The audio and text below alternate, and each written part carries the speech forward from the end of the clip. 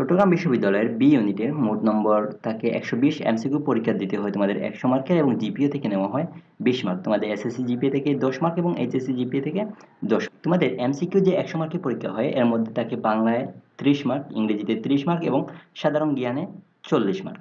এখন ভর্তি পরীক্ষায় চান্স পেতে হলে তো তোমাকে আগে ভর্তি পরীক্ষায় পাশ করতে হবে, তাই না? তো ভর্তি পরীক্ষায় পাশ করার জন্য চট্টগ্রাম বিশ্ববিদ্যালয়ে কিছু আলাদা সাবজেক্ট অনুসারে কিছু আলাদা আলাদা কন্ডিশন। পাশ করার জন্য তোমার বাংলায় ন্যূনতম মার্ক থাকা লাগবে 7 নাম্বার, ইংরেজিতে ন্যূনতম মার্ক থাকা লাগবে 6 নাম্বার এবং সাধারণ জ্ঞানে ন্যূনতম মার্ক থাকা লাগবে 13 নাম্বার। এগুলোর মধ্যে কোনো একটি শর্ত যদি তুমি ফিল আপ করতে না পারো তাহলে তুমি ফেল হিসাবে গণ্য হবে। তোমার রাজশাহী বিশ্ববিদ্যালয়ে বি ইউনিটের পাস নাম্বার হচ্ছে 40 এবং মোট আসন সংখ্যা হচ্ছে 1221টি।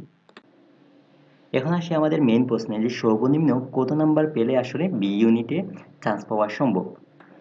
আসলে প্রতিটি ভার্সিটির একটি প্রশ্নপত্রের একটি নিজস্ব প্যাটার্ন থাকে। তো প্রতি বছর আসলে দেখা যায় যে কাট অফ মার্কটা প্রায় আশেপাশে বা সেম হয়। তো বিগত বছর বিজ্ঞান বিভাগে সর্বনিম্ন মার্ক ছিল 73 পেয়ে চান্স পেয়েছে এবং পজিশন ছিল 2747। মানবিক বিভাগ থেকে সর্বনিম্ন 73 পেয়ে চান্স পেয়েছে, পজিশন ছিল 2758 এবং বাণিজ্য বিভাগ থেকে সর্বনিম্ন 74 পেয়ে চান্স পেয়েছে, ওনার পজিশন ছিল 1705।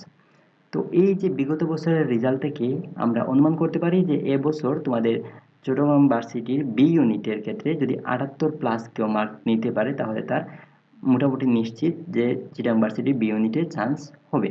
তো এই ছিল আমাদের আজকের ভিডিও। আমার ভিডিওটি ভালো লেগে থাকলে ভিডিওতে লাইক দাও।